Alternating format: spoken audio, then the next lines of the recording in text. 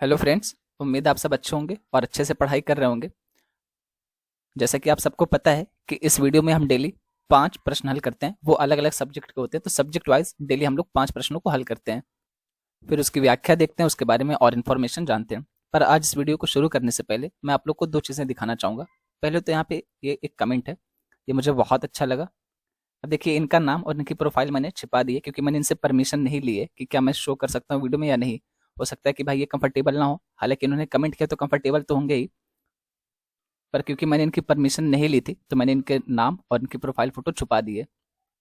ये हर वीडियो के नीचे इस तरीके से कमेंट करते हैं कि इसका डी होगा, उसका बी होगा। बस इनकी एक कमी ये है कि ये क्वेश्चन नंबर नहीं लिखते हैं, सिर्फ ऑप्शन डालते हैं कि हाँ डी होगा या फिर बी होगा या ए होगा। मैंने देखा है कि कई वीडियो के नीचे कमेंट करते हैं, तो ये बहुत अच्छी बात है यार। देखो, आप यहाँ पे सीखने आओ, वो गलत होगा या सही होगा, अच्छा होगा या खराब होगा, उसकी चिंता बिल्कुल ना करें।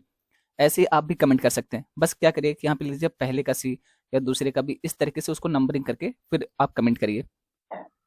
नहीं तो मुझे कैसे पता चलेगा कि किस वाले क्वेश्चन का आंसर है, फिर मैं कैसे बताऊंगा सही था या गलत था, या आप अंदाजा कैसे लगाएंगे सही है या गलत है। तो ये काम इनके द्वारा बहुत बहुत बहुत अच्छा किया गया था। ये बिल्कुल काबिल तारीफ है, क्योंकि पब्लिकली आकर के कमेंट करना, टाइप करना, और वो भी क्वेश्चन आंसर वाले सेशन में, तो वो बहुत मुश्किल होता है। बहुत अच्छे अच्छे लोग भी नहीं कर पाते क्योंकि उनके अंदर हेजिटेशन होती है। ये लगता है कि कहीं मैं गलत कमेंट ना कर दूं, अगर मेरा आंसर गलत हो गया तो लोग क्या सोचेंगे। तो ये उन सारी चीज़ों से ऊपर उठ करके ये कमेंट कर रहे हैं। मैं इनसे ये कहूंगा कि इसको जारी रखिए। सही होगा या गलत होगा, या अच्छा होगा या खराब होगा, या कौन क्या बोलेगा, उसके बारे में सोचिए नहीं। आप इसको जारी रखिए, बहुत अच्छा काम कर रहे हैं आप। इस तरीके से ही किया जा सकता है, इसी तरीके से प्रैक्टिस करनी चाहिए। मैं एक और चीज़ दिखाना चाहूंगा, उसको थोड़ा ध्यान से सुनिएगा और उसको देखिएगा बहुत ध्यान से, फिर मैं उसके बारे में भी बात करूंगा।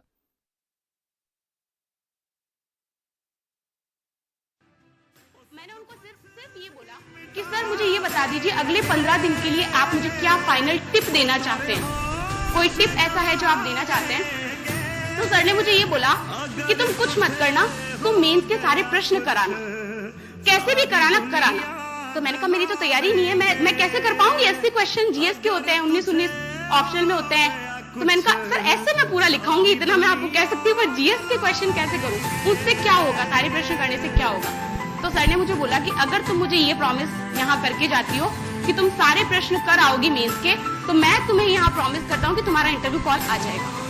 वो चीज ना दिमाग में बैठ गई। मैंने कहा वाहियात लिख के आ जाऊं। सर ने बोला वाहियात लिख के आ जाना, बस लिख के आ जाना तुम कैसे भी करके।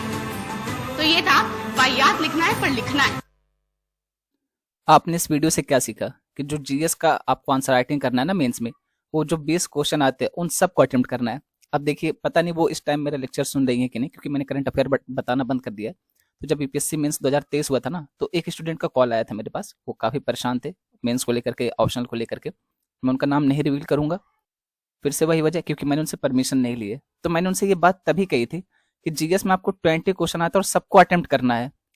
आप लास्ट के कुछ प्रश्न ऐसे होंगे ना जिनको आप ही लिखेंगे, आप ही पढ़ेंगे, आप ही समझेंगे, एग्जामिनर समझ नहीं पाएगा। 2-3 प्रश्नों के आंसर आप ऐसे ही लिखेंगे और क्या लिख रहे हैं, क्या बोल रहे हैं, कुछ समझ नहीं आएगा, पर फिर भी वो क्वेश्चन को अटेम्प्ट करना है। अगर आपको मेंस में सिलेक्शन चाहिए, अगर आप चाहते हैं कि आपको इंटरव्यू कॉल है, तो आपको सारे के सारे प्रश्नों के उत्तर करने हैं, चाहे अच्छा, चाहे खराब, चाहे सही, चाहे गलत, मतलब कुछ ना कुछ तो लिखना है, बस इतना जान लीजिए। और अगर वो इस टाइम मेरा लेक्चर सुन रही होंगी तो उनको पता होगा कि ये चीज़ मैंने उनसे बोली थी, और अभी वो सुन के मुस्कुरा भी रही होंगी कि हाँ सर, आपने पहले ये बात बताई थी।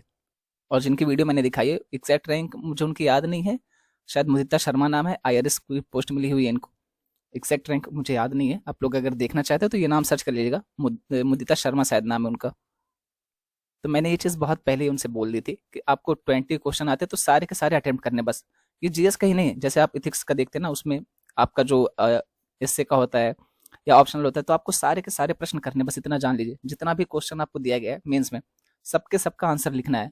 कुछ प्रश्न ऐसे होंगे लास्ट में ना, 2-3 प्रश्न जो मैं कब से कह रहा हूँ, हो सकता है कि वो आप समझ भी ना पाए कि आप क्या लिख रहे हैं। वो हो सकता है कि एकदम डॉक्टर वाली राइटिंग में लिखा हो कि आप ही पढ़ रहे हैं, आप ही समझ रहे हैं, आप ही लिख रहे हैं, पर फिर भी आपको लिखना है। हो सकता है कि लास्ट के कुछ प्रश्न ऐसे हो जिसका आंसर आपको बिल्कुल नहीं पता है, 1% भी नहीं पता है, पर फिर भी कुछ ना कुछ लिखना है। स्टोरी बना के ही लिखो, पर लिखो। वैसे अगर उसमें कोई एक वर्ड ही मिल जाए तो उस वर्ड के ऊपर ही सारी आंसर राइटिंग को फ्रेमवर्क कर दो, पर लिखो जरूर। एक भी प्रश्न छूटना नहीं चाहिए अगर मेंस में सिलेक्शन चाहिए तो। अगर इंटरव्यू का कॉल आप चाहते हैं कि आपको आए, इंटरव्यू लेटर आप डाउनलोड कर पाएँ, तो मेंस में एक भी प्रश्न छूटना नहीं चाहिए। और ये सजेशन मैंने बहुत पहले दिया था। अगर आप लोग को लगता है कि नहीं सर गलत बता रहे हैं, तो कोई बात नहीं, आपके सामने जो टॉपर है, जो सिलेक्टेड है, वो भी यही बात बोल रहा है जो मैं बोल रहा हूँ। तो उम्मीद है ये टिप आपके बहुत काम आने वाली है। और आपको क्या करना है कि टाइम मैनेजमेंट बहुत इंपॉर्टेंट है। देखिए होता क्या है ना कि जैसे मान लीजिए 2 प्रश्न है, 1 नंबर और 2 नंबर। अब मान लीजिए ये प्रश्न हमें बहुत अच्छे से आ रहा है और ये नहीं आ रहा है, तो हम क्या सोचेंगे कि क्यों ना इसी को बहुत अच्छे से लिख दिया जाए। ऐसा नहीं करना है। आप 7 से 8 मिनट फिक्स कर लीजिए कि एक आंसर के ऊपर इससे ज़्यादा टाइम आप नहीं देने वाले। जैसे ही 7 से 8 मिनट होता है, आप उसको तुरंत छोड़ दीजिए, चाहे वो पूरा हो चाहे ना, उसको छोड़िए, तुरंत अगले क्वेश्चन पे जंप करिए। उसके पीछे वजह देखिए। मान लीजिए कि आपने 15 प्रश्न ही अटेम्प्ट किए और दूसरा है उसने 20 प्रश्न अटेम्प्ट किए पूरे, इसने 20 के 20 प्रश्न लिखे हैं और दूसरे व्यक्ति ने 15 प्रश्न ही लिखे हैं। अब ये 5 प्रश्न तो ऐसे ही छोड़ दिए हैं। और अगर यहाँ पे हम देखते हैं, अगर मैं सिर्फ 10 नंबर का वाला ही प्रश्न मान लूँ तो 50 नंबर, इन्होंने 50 नंबर तो ऐसे ही छोड़ दिया। ये ऐसे ही रेस से बाहर है यार, मतलब इनका सिलेक्शन हो ही नहीं सकता है, नेक्स्ट टू इम्पॉसिबल है। तो 50 नंबर का प्रश्न इन्होंने ऐसे ही छोड़ दिया। वहीं दूसरा व्यक्ति है जो 20 के 20 प्रश्न अटेम्प्ट कर रहा है, मैं मान रहा हूँ कि उन्होंने अच्छा नहीं लिखा है पर कुछ तो लिखा है ना, टीचर को ये समझ आएगा ना कि यार बच्चा है, कुछ तो लिखा ही होगा। अब यहाँ पे इन्होंने 15 किया था और एक दूसरे व्यक्ति ने 20 किया है, तो इसने 5 प्रश्न ज्यादा किया। अगर इस 5 प्रश्न में हर प्रश्न में सिर्फ इतना ही मान लो कि 1 नंबर मिल रहा है, सिर्फ 1 नंबर, बहुत ज्यादा नहीं मानता, मान लिया कि सिर्फ 1 नंबर मिल रहा है, तो इनको 5 नंबर का एज मिल गया। अब आपको लग रहा है 5 नंबर क्या है, तो जाके एक बार कट ऑफ देखिएगा, रिजल्ट देखिएगा। जो आपके आईएएस टॉपर्स होते हैं ना, 50% मार्क्स पे टॉप कर जाते हैं, तो 5% की वैल्यू आप यहाँ से समझ लीजिए, 5 नंबर की वैल्यू यहाँ से समझ सकते हैं आप। ये 5 नंबर समझ रहे हैं आपको कहाँ लेके जाएगा, ये 50 से 60 रैंक आपको अप लेकर के जाएगा। यानी कि आपका 5 नंबर अगर ज़्यादा आ रहा है तो 50 से 60 रैंक आपकी ऊपर हो जाएगी, यानी आप आईपीएस से, आईआरएस से सीधा आईएएस ऑफिसर बन सकते हैं। तो ये है इसकी वैल्यू, आपके सारे प्रश्न को अटेम्प्ट करने की वैल्यू। अभी शायद आप इस बात को कनेक्ट ना कर पा रहे हो, पर जब एक बार मेंस लिख के आएंगे ना, तब अपने आप कनेक्ट करना सीख जाएंगे। और अगर थोड़ा सा भी ट्रस्ट है ना मेरे ऊपर, थोड़ा सा भी लगता है कि सर सही बता रहे हैं, तो प्लीज़ इसको फॉलो जरूर करिएगा। आप सारे आंसर लिखिए, ठीक है, जो आपको आ रहा है उसको तो अच्छे से लिखिए, पर इसका ये मतलब नहीं कि उसमें 15 मिनट दे दिया एक ही प्रश्न को लिखने में और अगले वाले प्रश्न को 2 मिनट दे रहे हैं, ऐसा नहीं करना है। आपको 20 के 20 प्रश्न अटेम्प्ट करने हैं, चाहे अच्छे चाहे खराब, लिखना सारा ही है। अगर टीचर नंबर देना भी चाहेगा तो देगा क्या, जब आपने 15 प्रश्न अटेम्प्ट किए, 5 प्रश्न छोड़ दिए, टीचर चाह रहे कि आपको नंबर दे, तो नंबर देगा कहाँ से जब आपने लिखा ही नहीं है। और देखिए होता क्या है ना कोई भी, वो आप खुद सोच के देखो, इतनी सारी कॉपीज होती हैं और एक कॉपी में तो 20 आंसर लिखे होते हैं। अब आप खुद अपने आप को एज्यूम करो, अगर आप कॉपी चेक करते तो आप क्या करते? क्या एक ही कॉपी के 20 के 20 आंसर पढ़ते? अगर आप एक ही कॉपी के 20 के 20 आंसर पढ़ने जाएंगे ना, तो पूरा सुबह से शाम हो जाएगी। तो कोई ऐसा नहीं करता है, मैक्सिमम लोग क्या करते हैं 2 से 3 प्रश्न पढ़ेंगे। अगर वो आपने अच्छा लिखा है ना, तो उसी के ऑन एवरेज आपको नंबर दे देंगे। जैसे मान लीजिए कि 2 से 3 प्रश्न आपने बहुत अच्छा लिखा है और इन प्रश्नों में आपको 5-5 नंबर दे दिया गया, तो क्या करेंगे, किसी प्रश्न में 4 नंबर दे देंगे, किसी में 5 दे देंगे, किसी में 3 दे देंगे, बस इतना ही करते हैं। आपको लग रहा हो कि ये 20 में से बहुत कम है ना, 10 में से ये बहुत कम नंबर है, पर ये होता है 10 में से 5 नंबर ही, वो मान के चलते हैं कि 5 नंबर फुल मार्क्स है, इसी में से देना है हमको। तो ये सारी बहुत इंपॉर्टेंट टिप्स हैं जो मैं आपको बता रहा हूँ। 5 मिनट आपको लग रहा होगा कि खराब हो रहा है, पर मेंस के लिए बहुत सारी इंपॉर्टेंट टिप्स हैं यार। आप इसको रिलेट नहीं कर पा रहोगे, मुझे पता है, क्योंकि आपने अभी मेंस लिखा नहीं है ना। जब एक बार मेंस लिख के आओगे तो अपने आप ये चीज़ें समझ आ जाएंगी कि एक एक प्रश्न की कितनी वैल्यू है, एक एक नंबर की कितनी वैल्यू। आपका एक नंबर ना, एक नंबर आपकी 10 रैंक संभाल सकता है। तो ये सारी चीज़ें आप कनेक्ट करेंगे कब, जब आप या तो रिजल्ट देखिए, कट ऑफ देखिए, या फिर आप जब खुद मेंस लिख कर आएंगे तब ये बात आप समझ पाएंगे। ऐसे कई सारे स्टूडेंट रहे हैं या जो हमारे सीनियर थे भैया लोग, उनसे बात होती तो कई बार वो बताते कि 15 प्रश्न या 16 प्रश्न अटेम्प्ट कर पाए, 20 प्रश्न अटेम्प्ट ही नहीं कर पाए। तो वो वैसे ही बाहर है, वो मेंस के कंपटीशन से ऐसे ही बाहर है, फिर उनको कुछ और कहने की ज़रूरत ही नहीं है। तो उम्मीद है कि आप लोग को ये टिप्स काम आएगी। चलिए देखते हैं आज का पहला प्रश्न जिसके लिए वीडियो बनाई गई है। प्रश्न नंबर 1, डिजिटल पब्लिक इंफ्रास्ट्रक्चर के सिस्टम के लिए रूपरेखा के संदर्भ में निम्नलिखित कथनों पर विचार करें। अच्छा, आज का टॉपिक इकोनॉमी है। इसमें पहला कथन है, रूपरेखा में अंतर संचालनीय समाधान बनाने और कानून तैयार करने का आह्वान किया गया है। दूसरा कथन है कि रूपरेखा बाध्यकारी है। तीसरा कथन है, सदस्य देश संस्कृति और सांस्कृतिक विरासत की सुरक्षा और संवर्धन के लिए डिजिटल प्रौद्योगिकी का लाभ उठाएंगे। पूछ रहा है कि यूपर दिए गए कथनों में से कितने सही हैं। ऑप्शन ए है केवल 1, ऑप्शन बी है केवल 2, ऑप्शन सी है तीनों, ऑप्शन डी है कोई नहीं। सेम प्रश्न इंग्लिश में। जो ये टर्म यूज की गई है ना, ये शायद आपको इंग्लिश में ज़्यादा समझ आए। The framework calls for building interoperable solutions and formulating laws. ये बात किसके बारे में किया है, तो पहला कथन मैंने पढ़ दिया, सॉरी। यहाँ पे बात किसके बारे में हम कर रहे हैं, framework for system of digital public infrastructure. इससे संबंधित ये सारी स्टेटमेंट दी गई हैं। वैसे जो इंग्लिश मीडियम वाले अब तक उन्होंने प्रश्न पढ़ लिया होगा, बाकी सारे स्टेटमेंट तो मैं वैसे भी नहीं पढ़ने वाला हूँ। मेन हमारा ये है, framework for system of digital public infrastructure. कई बार हिंदी के वर्ड समझ नहीं आते हैं, तो यहाँ से आप पढ़ेंगे ना तो समझ आ जाएगा। उम्मीद है कि अब तक आप लोगों ने प्रश्न को अटेम्प्ट कर लिया होगा। तो इसका सही उत्तर जाएगा बी, केवल 2 कथन सही हैं। तो कौन सी वाली गलत है? ये। जनरली क्या है, बाध्यकारी नहीं बनाए जाते। आप खुद सोच के देखिए ना कि कोई भी चीज़ अगर बाध्यकारी बना देंगे तो देश कैसे उसको लागू कर पाएँगे? पता नहीं किस देश के पास कितना संसाधन है, कैसी उसकी स्थिति है, कैसी उसकी हालत है। तो बहुत सारी ऐसी चीज़ें, मैक्सिमम चीज़ें जो है वो बाध्यकारी नहीं होती हैं, बहुत कम ही बाध्यकारी होती है, और जो बाध्यकारी होती है उसके बारे में स्पेशली बता दिया जाता है कि बाध्यकारी है। बाकी चलिए देखते हैं इसकी व्याख्या। नई दिल्ली के नेताओं की घोषणा में कहा गया है कि G20 देशों ने माना है कि डिजिटल सार्वजनिक बुनियादी ढांचे डीपीआई की सुरक्षित और विश्वसनीय तैनाती सेवा वितरण और नवाचार को सक्षम कर सकती है। अच्छा, ये जो नई दिल्ली घोषणा हुई थी, ये कब हुई थी? आप लोग को पढ़ाया था मैंने इसके बारे में, जब G20 की प्रेसिडेंसी इंडिया के द्वारा की गई थी तभी ये हुई थी। याद होगा इतना तो। G20 सदस्यों ने डिजिटल पब्लिक इंफ्रास्ट्रक्चर सिस्टम के लिए रूपरेखा का स्वागत किया है। यह ढांचा अंतर संचालनीयता समाधानों के निर्माण और ऐसे कानूनों को तैयार करने का आह्वान करता है जो यह सुनिश्चित कर सकें कि डीपीआई सुरक्षित, विश्वसनीय और पारदर्शी रूप से शासित हों। डीपीआई के निर्माण के दृष्टिकोण में गोपनीयता, डेटा और ग्राहक सुरक्षा सुनिश्चित करने के लिए सेवाओं के मुख्य डिजाइन में गोपनीयता बढ़ाने और सुरक्षा प्रौद्योगिकी को शामिल करना चाहिए। रूपरेखा गैर बाध्यकारी है, इसी नाते आपका कथन 2 गलत है और आपका उत्तर जो सही हो जाएगा वो बी वाला सही है। घोषणा में यह भी कहा गया है कि सदस्य देश सुरक्षित और लचीले डिजिटल पारिस्थितिक तंत्र को बढ़ावा देने में कोई कसर नहीं छोड़ेंगे। साथ ही यह सुनिश्चित करेंगे कि हमारे ग्रह पर प्रत्येक नागरिक वित्तीय रूप से शामिल हो। अगला बिंदु है वो किसानों और कृषि तकनीक स्टार्टअप और एमएसएमई के पारिस्थितिकी तंत्र द्वारा डिजिटल प्रौद्योगिकी के जिम्मेदार, टिकाऊ और समावेशी उपयोग को बढ़ावा देने के लिए प्रतिबद्ध हैं।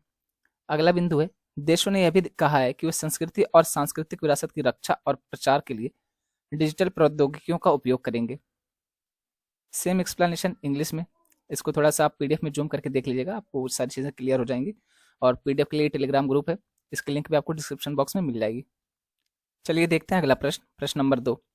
यहाँ पे बात करें भारत के खाद्य तेल के संदर्भ में निम्नलिखित कथनों पर विचार करें। इसमें पहला कथन है, पिछले 10 वर्षों के दौरान रुपए के मूल्य के संदर्भ में भारत के खाद्य तेल में आयात में कमी आई है। दूसरा कथन है, घरेलू स्तर पर उगाए जाने वाले तिलहनों से भारत का खाद्य तेल उत्पादन कुल उत्पादन के आधे से भी कम है। तीसरा कथन है, भारत के खाद्य तेल उत्पादन में 2 सबसे बड़ा योगदानकर्ता बिनौला और चावल की भूसी हैं। सेम क्वेश्चन इंग्लिश लैंग्वेज में देख लीजिए आप लोग। इतना देर में तो देख लेते होंगे ना, वीडियो को पॉज करके देख लिया करें। और मैंने आपको बताया कि ये क्वेश्चन आते हैं, आपको क्या करना है, वीडियो को पॉज करिए, प्रश्न पढ़िए, ऑप्शंस पढ़िए, कथन पढ़िए, उसके बाद अटेम्प्ट करिए, उसके बाद देखिए कि क्या सही है और क्या गलत। अगर आप लोग थोड़ा सा भी ध्यान से पढ़ेंगे ना, इसके लिए आपको कोई बहुत ज़्यादा फैक्ट जानने की ज़रूरत नहीं है। अगर थोड़ा सा भी ध्यान से पढ़ेंगे तो आप अपने आप इस प्रश्न को सही कर पाएंगे। क्योंकि यहाँ पे क्या कह रहा है कि जो रुपए है इसके मूल्य के संदर्भ में भारत में तो जो खाद्य तेल आयात किया तो उसमें कमी आई है। ये पॉसिबल है क्या? इतना ज़्यादा हम लोग खाद्य तेल का आयात करते हैं, तो ये कैसे हो सकता है कि जो रुपए के मूल्य के संदर्भ में उसमें कमी आएगी? ऊपर से हमारे रुपए की वैल्यू गिरती जा रही है, तो और महंगा हो गया ना, हमारे लिए तो और ज़्यादा पैसा लगने वाला है। तो ये कैसे आएगा? ये स्टेटमेंट आपकी ऐसे ही गलत होगी, कॉमन सेंस वाली बात है ये। कोई बहुत ज़्यादा यहाँ पे दिमाग लगाने की जरूरत नहीं है, रॉकेट साइंस नहीं है। और तीसरी स्टेटमेंट भी इसकी गलत है। अच्छा, यहाँ पे ये बताइए, मैक्सिमम लोगों ने तो इसका नाम भी नहीं सुना होगा, बिनौला और चावल की भूसी, किसके बारे में बात कर रहा है? भारत के खाद्य तेल उत्पादन में 2 सबसे बड़े योगदान करता है। ये हो सकता है क्या? मतलब हमारे यहाँ पे खाद्य तेल का जो उत्पादन, खाद्य तेल क्या है जिसका हम लोग खाने के रूप में भी प्रयोग करते हैं, जैसे सरसों का हो गया, सूरजमुखी का हो गया, और इस तरीके से जैतून का भी कई लोग खाते हैं, नारियल के तेल को भी कई लोग यूज करते हैं खाने के लिए। तो जो भी खाने के लिए हम यूज कर सकते हैं उसके बारे में बात की जा रही है। तो आप बताएं, मैक्सिमम लोगों ने तो इसका नाम भी नहीं सुना होगा कि ये क्या होता है और कैसे होता है। तो क्या ये हो सकता है? सरसों छोड़ के क्या ये हो सकता है? ऑप्शन सही, एकदम कॉमन सेंस वाली बात है ना, इसमें कोई रॉकेट साइंस नहीं लगाना है। तो आपका ये स्टेटमेंट भी गया। तो सही उत्तर क्या हो जाएगा? ऑप्शन ए, केवल एक स्टेटमेंट इसकी सही है। बाकी उसकी व्याख्या यहाँ पे, पिछले 10 वर्षों के दौरान भारत का खाद्य तेल आयात लगभग 1.5 गुना और रुपए के मूल्य के संदर्भ में 2 गुने से अधिक बढ़ गया है। अगला बिंदु, भारत का खाद्य तेल आयात 2013-14 में 11.6 मिलियन टन था। इसका मूल्य कितना था? तो 60,750 करोड़ रुपए। इससे बढ़ करके 2022-23 में कितना हो गया? तो 16.5 मिलियन टन हो गया। और अगर हम रुपए के मूल्य के संदर्भ में बात करें तो यहाँ पे 1,38,424 करोड़ रुपए हो गया है। अगला बिंदु है, घरेलू स्तर पर उगाए जाने वाले तिलहनों और कपास, चावल की भूसी और मक्का जैसे वैकल्पिक स्रोतों से भारत का खाद्य तेल उत्पादन 2022-23 में लगभग 10.3 मिलियन टन होने की उम्मीद है। 16.5 मिलियन टन आयात जोड़ने से कुल उपलब्धता 26.8 मिलियन टन तक बढ़ गई है, जिसमें घरेलू उत्पादन इस कुल का केवल 38.6% था। यहाँ पे सिंपल सी ये बात की जा रही है कि जो हम लोग भारत में यानी कि हमारे देश में उगाते हैं, घरेलू उत्पादन करते हैं, खाद्य तेलों का, वो लगभग आधे से भी कम है। ये कितना है, तो 38% के आसपास है, तो ये आधे से बहुत कम है। वही आपको यहाँ पे स्टेटमेंट दी गई थी, अगर आप लोगों ने ध्यान दिया हो तो वही चीज़ यहाँ पे आपको स्टेटमेंट के रूप में दी गई थी, है ना। इसी नाते ये स्टेटमेंट सही भी है। अगर लिखा होता कि आधे से ज़्यादा था, आधे से अधिक है, तो स्टेटमेंट भी गलत हो जाती। भारत के खाद्य तेल उत्पादन में अब दो सबसे बड़े योगदानकर्ता कौन कौन से हैं, तो सरसों और सोयाबीन है। इसके बाद बिनौला और चावल की भूसी होती है। तो अभी हमारे यहाँ पे हमारे देश में घरेलू स्तर पर अगर हम उत्पादन करते हैं खाद्य तेलों का, तो सबसे ज्यादा कौन दो चीजें योगदान कर रही है इसमें, एक तो सरसों हो गया, दूसरा सोयाबीन हो गया। अन्य तेल कौन कौन से जिसको हम खाने के रूप में यूज कर सकते हैं, तो नारियल हो गया, तिल हो गया, सूरजमुखी और कुसुम। सभी के घरेलू उत्पादन में गिरावट दर्ज की गई। अब ये बहुत इंपॉर्टेंट पॉइंट है कि इन सब के जो घरेलू उत्पादन, इसमें गिरावट दर्ज की गई। हो सकता है कि आपसे यही स्टेटमेंट दे दे, जरूरी नहीं है। मैं कई बार बोल चुका हूँ कि जो ये प्रश्न लिखा गया जरूरी नहीं कि यही आपसे स्टेटमेंट दे। हो सकता है कि जो मैं यहाँ पे व्याख्या बता रहा हूँ, जो आपको यहाँ पे पॉइंट्स बताया जा रहा है, उसमें से कोई ना कोई स्टेटमेंट उठा के दे दे। तो आपको ये ध्यान से देखना है, और अगर आपको लगता है कि कोई पॉइंट इंपॉर्टेंट है तो उसको नोट डाउन करिए। और ये कहने के लिए सिर्फ प्रीलिम्स है यार। अगर जैसे ये मान लीजिए आपको ये यहाँ पे दे दिया गया है फैक्ट, और अगर हमारे मेंस में आता है कि खाद्य तेलों के बारे में लिखने के लिए, तेल के आयात जो है उसके बारे में लिखने के लिए, तो क्या आप ये फैक्ट वहाँ पे यूज नहीं कर सकते हैं? बिल्कुल यूज कर सकते हैं। क्या यूपीएससी वाला आपको रोकेगा? कभी नहीं रोकेगा। तो ऐसा नहीं है कि सिर्फ प्रीलिम्स के लिए है, आपके मेंस में भी काम आने वाला है। वो तो आपके ऊपर डिपेंड करता है कि आप इसको ट्रीट कैसे करते हैं। सेम व्याख्या एक्सप्लेनेशन इंग्लिश में, इसको तो मैं एक्सप्लेन करने वाला हूँ नहीं। इंग्लिश वालों के साथ थोड़ी सी नाइंसाफी हो जाती है। खैर कोई बात नहीं, वो लोग पीडीएफ से काम चला लेंगे। इसीलिए कहता हूँ कि टेलीग्राम से जुड़ जाइए, और अगर कोई इन्फॉर्मेशन होती है या कोई एक्सट्रीम कंडीशन बनती है तो मैं उसको भी आपको टेलीग्राम पे अपडेट कर दिया करूंगा। चलिए देखते हैं अगला प्रश्न, प्रश्न नंबर 3। निम्नलिखित कथनों पर विचार करें। इसमें पहला है सीपीआई आधारित मुद्रास्फीति डेटा उद्योग और आंतरिक व्यापार संवर्धन विभाग या डीपीआईआईटी द्वारा संकलित किया जाता है। दूसरा कथन है थोक मूल्य सूचकांक डब्ल्यूपीआई सेवाओं की कीमतों में बदलाव को ध्यान में रखता है। तीसरा कथन है उपभोक्ता मूल्य सूचकांक सीपीआई विनिर्माण वस्तुओं की कीमतों पर हावी है। पूछ कह रहा है कि ऊपर दिए गए कथनों में से कितने सही हैं। ऑप्शन ए है केवल एक, ऑप्शन बी है केवल दो, ऑप्शन सी है तीन, ऑप्शन डी है कोई नहीं। सेम प्रश्न इंग्लिश में, आप लोग वीडियो पॉज करके इंग्लिश का प्रश्न पढ़ लीजिए, स्टेटमेंट पढ़ लीजिए, ऑप्शन पढ़ लीजिए, उसके बाद अटेम्प्ट करिए, उसके बाद देखिएगा इसको। यहाँ पे किसके बारे में बात कर रहे हैं, एक है डब्ल्यूपीआई, एक है सीपीआई। अगर आप लोग लंबे समय से मेरे साथ जुड़े हैं तो इसके बारे में मैंने आप लोग को बहुत ही डिटेल्स में पढ़ाया था, और बहुत ही अच्छे से पढ़ाया था। ऐसा पढ़ाया था कि अगर आपको एक बार समझ आ गया ना तो फिर वो कंफ्यूज नहीं करेगा। अब पता नहीं आप लोग कब से जुड़े हैं, मुझे याद तो नहीं है, मुझे पता तो है नहीं, पर अगर आप लोगों ने थोड़ा पीछे से मुझे फॉलो किया होगा 4-5 महीने पहले से, तो ये मैंने बहुत अच्छे से कॉन्सेप्ट समझाया था। इसके अलावा और भी कई सारे, ये क्या है डब्ल्यूपीआई और सीपीआई है क्या, तो जो हमारी मुद्रास्फीति होती है यानी कि महंगाई होती है ना, उसको नापने के लिए एक आप कह सकते हैं मापक है, सूचक है, या सूचकांक जो भी आप कह लें, मेजरमेंट है, वो है ये। इसके द्वारा हम नापते हैं कि महंगाई की दर क्या है, महंगाई कैसे बढ़ रही है, क्या घट रही है। तो ये सारी चीज़ें मैंने आपको बहुत ही डिटेल्स में पढ़ाई थी। इन दोनों के बीच डिफरेंस क्या है, ये सारी चीज़ें भी मैंने आपको पढ़ाई थी। पर याद तो होगा नहीं, और याद कहाँ से होगा, जब रिवीजन नहीं करेंगे तो याद कैसे होगा। और जब याद नहीं रहेगा तो पढ़ने का कोई मतलब नहीं है। अगर एग्जाम में यही प्रश्न आ जाए आप अटेम्प्ट नहीं कर पाओगे, क्योंकि याद तो है नहीं। तो रिवीजन करते रहा करें। उम्मीद है कि अब तक अटेम्प्ट कर लिया होगा आप लोगों ने। इसका सही उत्तर है डी, कोई नहीं। चलिए देखते हैं इसकी व्याख्या। कोई भी मुद्रास्फीति दर अनिवार्य रूप से हमें वह दर बताती है जिस दर से किसी अर्थव्यवस्था की कीमतें बढ़ रही हैं। मुद्रास्फीति क्या, महंगाई है, सिंपल सी बात है। सरकार दो सूचकांक लाती है, कौन कौन से, तो एक थोक बाजार में मुद्रास्फीति की मैपिंग के लिए, और दूसरा खुदरा बाजार में मुद्रास्फीति की मैपिंग के लिए। यानी कि एक तो हो गया कि थोक स्तर पर महंगाई नापा जाए, और एक दूसरा हो गया कि खुदरा स्तर पर। इन दोनों में क्या फर्क है, थोक का क्या मतलब होता है, अब जैसे कोई है 50 पीस एक साथ ले रहा है तो ये थोक की कैटेगरी में आ गया। लेकिन जैसे हमारे जैसे नॉर्मल ग्राहक जो है वो क्या करते हैं, 1 पीस, 2 पीस, 3 पीस, इस तरीके से सामान लेते हैं, तो इसको बहुत ज्यादा थोक नहीं मानते हम। ऐसा नहीं कि आप 3 पीस लेके आ गए तो उसको थोक बोलिए, हालांकि सिंपली उसको बोल दिया जाता है, पर ये माना नहीं जाता है। ये बोलचाल की भाषा में थोक है। एक्चुअल थोक तो यहाँ पे है जहाँ पे बहुत बड़े बड़े लेवल पर काम होता है, 1000 पीस हो गए किसी सामान की, तो उसको थोक के स्तर पे हम गिनते हैं।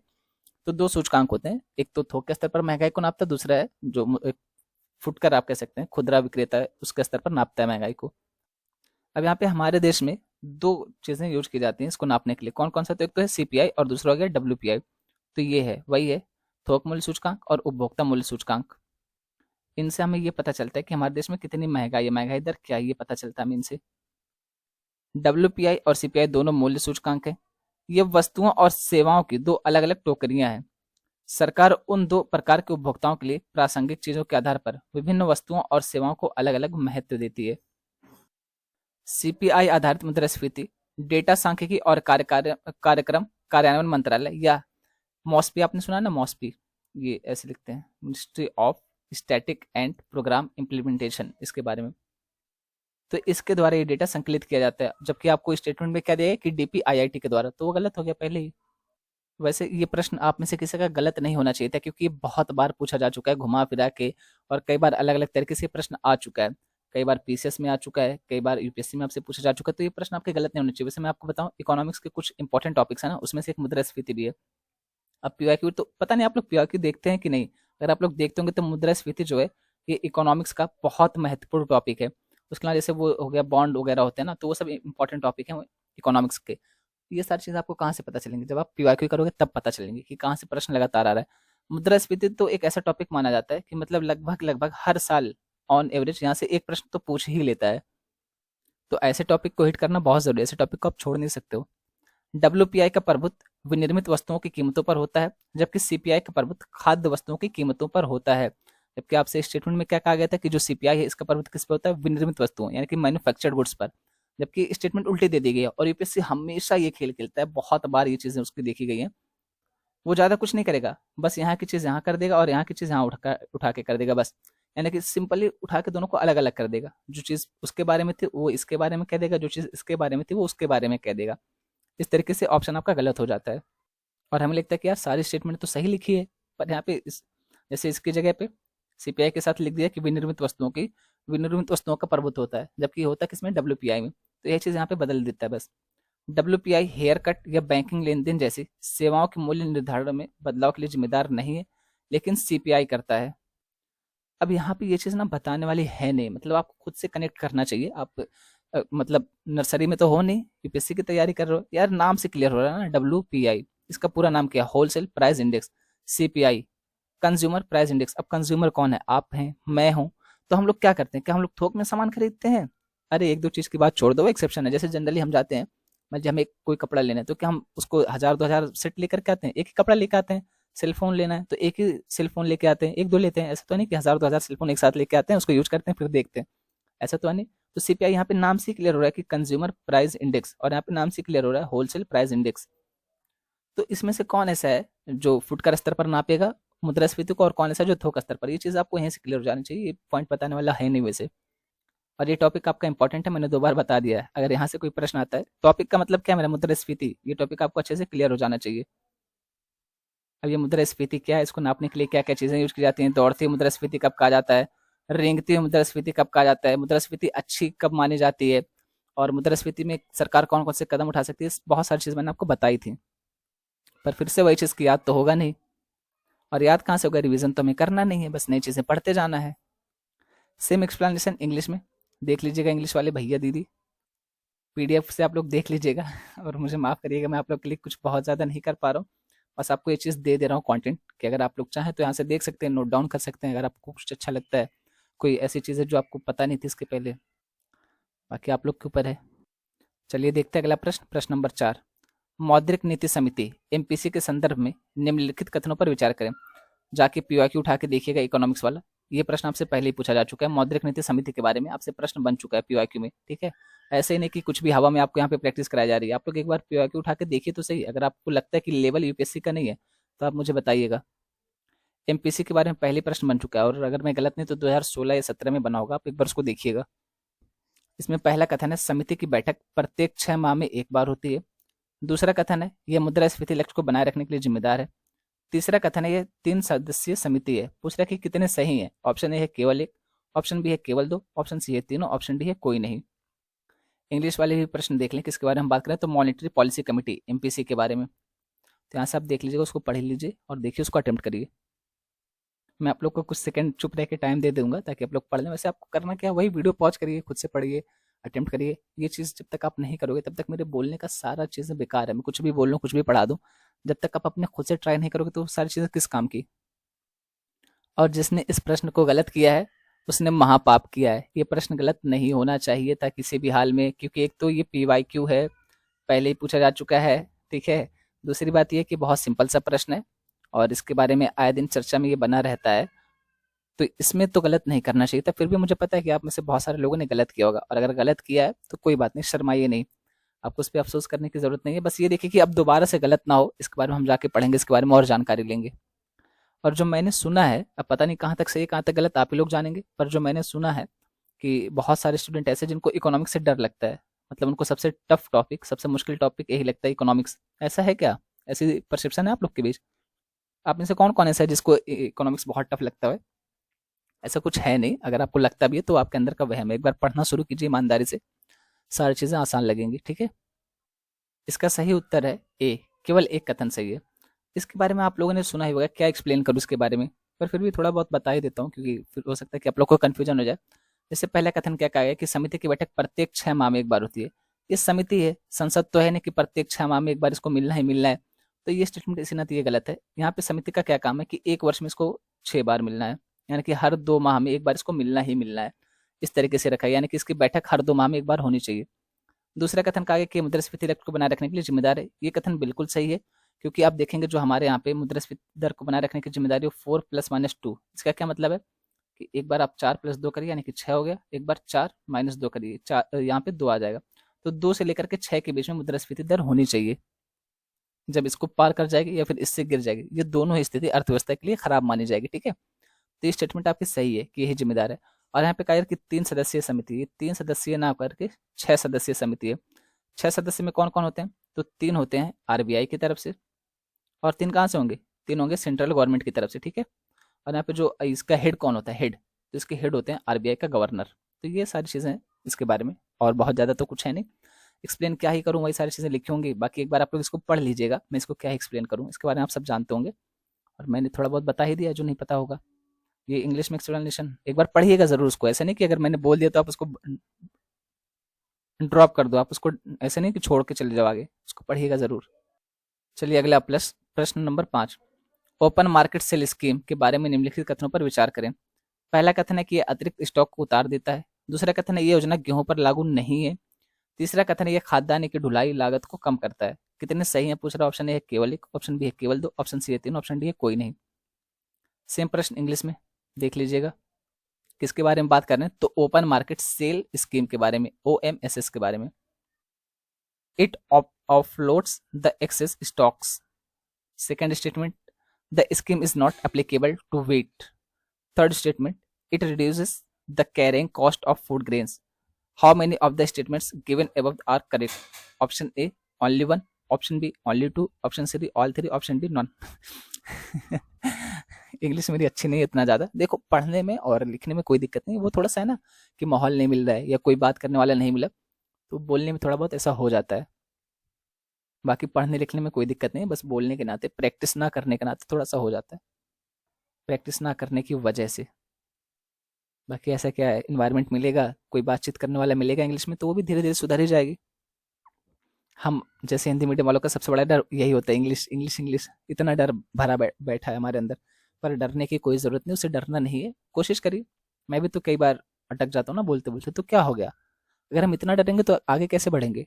और इंसान है, फरिश्ते तो है नहीं, भगवान तो है नहीं कि गलती नहीं होगी, सबसे होती है, सिंपल सी बात है। बड़े बड़े टीचर से हो जाती है यार बोलते बोलते, बड़े बड़े इंसान अटक जाते हैं बोलते बोलते, क्या हो गया? सिंपल सी बात है, गलतियां होंगी। गलती करना ही तो प्रमाणिक कि हम इंसान है। अगर हमसे गलती ना हो तो फिर भाई हम भगवान नहीं हो गए। गलती हो रही इसका मतलब है कि हाँ, हम इंसान है, सही कैटेगरी में है, ठीक है, डरना नहीं है। तो पहले मैं आपको ये टर्म समझा देता हूँ कि ओपन मार्केट सेल स्कीम होती क्या है, उसके बाद आप लोग अपने आप सारी चीज़ें समझ जाएंगे। देखिए होता क्या है ना, कई बार जैसे जब फसल हुई तो बड़े बड़े व्यापारी क्या करते हैं, फसल को खरीद लेंगे, फिर इसका स्टॉक बनाकर रख लेंगे, और क्या करेंगे, इससे क्या होता है, तो जो फसल हो गई, जैसे टमाटर आप देखेंगे कई बार इसकी कीमत 200 रुपये हो जाती है, काफ़ी इसका भाव बढ़ जाता है।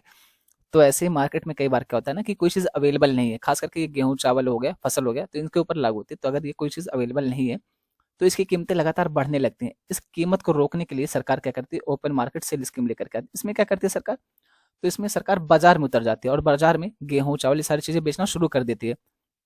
यानी कि अगर कोई बड़ा व्यापारी हो गया तो अब वो किसानों के पास ना जाए, फिर जो स्टॉक बचा करके रख रहा है उसके पास ना जा करके महंगी कीमतों पर ना खरीद करके सरकार से थोड़ा सस्ती कीमतों पर खरीदेगा। और जब सरकार से थोड़ा सस्ती कीमतों पर खरीदेगा तो सिंपल सी बात है कि हमें थोड़ी सस्ती कीमतों पर वो चीज़ मिल जाएगी। तो ये भी एक प्रकार से जो मुद्रास्फीति है उसको रोकने का तरीका ही माना जाता है, क्योंकि इसके माध्यम से सरकार क्या करती है, मान लीजिए कोई जैसे गेहूं हो गया, ठीक है, अब ये गेहूं है, कोई बड़ा व्यापारी था, इसने सारे किसानों से ये खरीद लिया गेहूं और इसको स्टॉक करके रख दिया। जब स्टॉक करके रख देगा, मार्केट में गेहूं ही नहीं है, एक ही आदमी जिसके पास गेहूं है, अब वो चाहे 5 रुपए किलो बेचे, चाहे 5,000 रुपए किलो बेचे, मजबूरी हमें तो खरीदना ही पड़ेगा। जब ये चीजें देखती है सरकार की, लगातार मार्केट में किसी भी सामान की कीमत बढ़ती जा रही है और आम जनता परेशान हो रही है, तो सरकार क्या करती है, जो सरकार के पास स्टॉक है, सरकार के पास स्टॉक कहाँ से आता है, तो जो एमएसपी के अंतर्गत खरीदती है सरकार, वो सारी चीजें कहाँ जाएंगी, जो एमएसपी के अंतर्गत खरीदते हैं वो सारे स्टॉक में रखती है। तो सरकार अपना स्टॉक क्या करेगी, मार्केट में उतारेगी। मार्केट में जो बड़े बड़े व्यापारी उनसे कहे कि हमसे खरीदो आप। और जैसे मान लीजिए कि 5,000 रुपए किलो बेच रहा था जो एक व्यापारी जिसने स्टॉक करके रखा हुआ था, तो सरकार ये बोलेगी कि आप हमसे 500 रुपए किलो खरीदो। जब ये 500 रुपए किलो कोई खरीद रहा है तो हमें कितने में देगा, बहुत देगा तो 1,000 में, सीधा मैं डबल मान लूँ तो 1,000 में देगा। अब वही चीज़ जहाँ हम 5,000 रुपए की खरीद रहे थे वही चीज़ हमें 1,000 में मिल रही है। तो ये जनता को रियायत दी जा रही है, जनता को यहाँ पे हेल्प प्रोवाइड कराई जा रही है सरकार के द्वारा। यानी कि सरकार के पास जो भी स्टॉक है तो ये क्या करती है, सीधा मार्केट में ला करके बेचना शुरू कर देती है। यही है ओपन मार्केट सेल स्कीम। उम्मीद है कि आपको समझ आ गया होगा और अच्छे से समझ आ गया होगा, शायद अब भूले ना आप। अगर इसके बाद भी भूलते तो एक बार रिवाइज कर लीजिएगा, नहीं तो पता चले कि प्रश्न आ गया एग्जाम में और आप लोग अटेम्प्ट करके नहीं आए, तो आप ये भूल सकते हो, आप रिवीजन नहीं करोगे या आपने ध्यान नहीं देता, पर हर बच्चा नहीं भूलेगा, फिर आपसे वो कट ऑफ में आगे निकल जाएगा, तो ये ध्यान दीजिएगा। इसका सही उत्तर हो जाएगा बी, केवल 2 कथन सही है। तो कौन कौन सी नहीं, यहाँ पे कौन कौन सी गलत है, तो ये वाली गलत होगी, सिंपल से। मैंने बताया ना कि गेहूं और चावल, तो यहाँ पे कह रहा है कि गेहूं पर लागू नहीं है, कैसे नहीं लागू है, तो ये वाली गई आपकी। बाकी ये सारी चीज़ आपको यहीं से समझ आएगी कि अतिरिक्त स्टॉक को उतार देती है। तो ये चीज़ तो मैंने बताया ना कि जो सरकार के पास स्टॉक में रखा होता है वो उसको मार्केट में लाती है, तो सरकार का भी तो फायदा है, सरकार स्टॉक करके रख रही है, उसकी भी तो लागत लग रही है, उसको भी देख रेख करनी पड़ रही है, और बहुत सारे अनाज सड़ जा रहे हो, किसी काम नहीं आ रहे हैं, तो यहाँ पे सरकार का भी फायदा, ये स्टॉक भी खत्म हो गया सरकार का, और यहाँ पे जो अनाज सड़ता है या बेकार होता है उसका भी फायदा हो गया, और ये स्टेटमेंट भी आपकी सही है। चलिए देखते हैं इसकी व्याख्या। कर्नाटक ने राज्यों में चावल और गेहूं के लिए खुली बाजार बिक्री योजना घरेलू, घरेलू से क्या मतलब है कि हर राज्य अपने अपने स्तर पर भी कर सकता है। मैंने सरकार का है, मैंने ये तो नहीं कहा कि केंद्र सरकार, तो केंद्र सरकार और राज्य सरकार दोनों ही आ जाएंगे इसमें। अगर कोई केंद्र सरकार भी कई बार बेचती है, कई बार राज्य सरकारें अपने स्तर पर बेचती हैं। इसको तत्काल फिर से शुरू करने की मांग की है। अगला बिंदु, केंद्र ने 13 जून को उत्तर पूर्वी राज्यों, पहाड़ी राज्यों और कानून व्यवस्था की स्थिति और प्राकृतिक आपदाओं का सामना करने वाले राज्यों को छोड़कर सभी राज्यों के लिए योजना बंद कर दी थी। खुली बाजार बिक्री योजना के उद्देश्य क्या क्या है, यहाँ पे दिखाया गया। जैसे पहला है कमी वाले मौसम और कमी वाले क्षेत्रों के दौरान खाद्यान्न की आपूर्ति बढ़ाना, वही चीज जो मैं आपको कब से समझा रहा हूँ। दूसरा, खुले बाजार की कीमतों को नियंत्रित करना, ये भी मैंने आपको समझाया एग्जाम्पल से। अतिरिक्त स्टॉक को उतारना, ये भी आप एग्जाम्पल से समझाया। खाद्यान्नों की वहन लागत को कम करना। तो यहाँ पे ये सारी चीज़ के उद्देश्य हैं। यही चीज़ इंग्लिश में लिखी गई है। उम्मीद है कि आज की वीडियो आपको अच्छी लगी होगी, आपको कुछ ना कुछ कॉन्सेप्ट सीखने को मिलेगा, कुछ ना कुछ अच्छा लगा होगा। और जो 2 चीज़ें मैंने आपको शुरू में दिखाई, एक तो कमेंट वाला और दूसरा जो मैंने आपको वीडियो दिखाया, उसको थोड़ा सा ध्यान दीजिएगा। ऐसी चीज़ें हमें थोड़ा थोड़ा करके मोटिवेट करती हैं बहुत ज़्यादा, और ये सारी चीज़ें करनी चाहिए, बहुत अच्छी बात है, ठीक है ना। अगर कोई कमेंट कर रहा है तो आप उसको अप्रिसिएट करें। बस ये है कि आप प्रश्न नंबर भी उसमें डाल दें कि कौन से वाले का आप ऑप्शन बता रहे हैं, ठीक है। उम्मीद है दोस्तों आप लोग को वीडियो पसंद आई होगी, कुछ ना कुछ सीखने को मिला होगा, कुछ ना कुछ कॉन्सेप्ट आपको पता चला होगा, और कई चीज़ें ऐसे भी हैं जहाँ पे आपने बिना फैक्ट जाने उस प्रश्न को सही करने की कोशिश की होगी। अगर आप लोग को वीडियो अच्छी लगी तो लाइक करिए, अगर नहीं अच्छी लगती तो डिसलाइक भी कर सकते हैं। ऐसा कोई वो नहीं कि आप लाइक ही करेंगे, डिसलाइक करेंगे तो कोई इशू नहीं है। आपको नहीं दिखाता ना डिसलाइक, हमें दिखाता है। जब तक आप डिसलाइक नहीं करेंगे हमें कैसे पता चलेगा कि क्या कमी रह गई थी। या फिर आप कमेंट करिए कि सर ये कमी थी, इसको और ऐड किया जा सकता है, या फिर आप यहाँ पे ईमेल आईडी उस पर भेजिए। किसी भी तरीके से आप अपना सुझाव दे सकते हैं, ठीक है। बाकी बोलने में जो भी गलती उसके लिए दिल से सॉरी। आप सबके सपोर्ट के लिए बहुत बहुत बहुत धन्यवाद। इसी तरीके से सपोर्ट बनाए रखिए। यहीं तक रखते हैं इस वीडियो को। Thank you.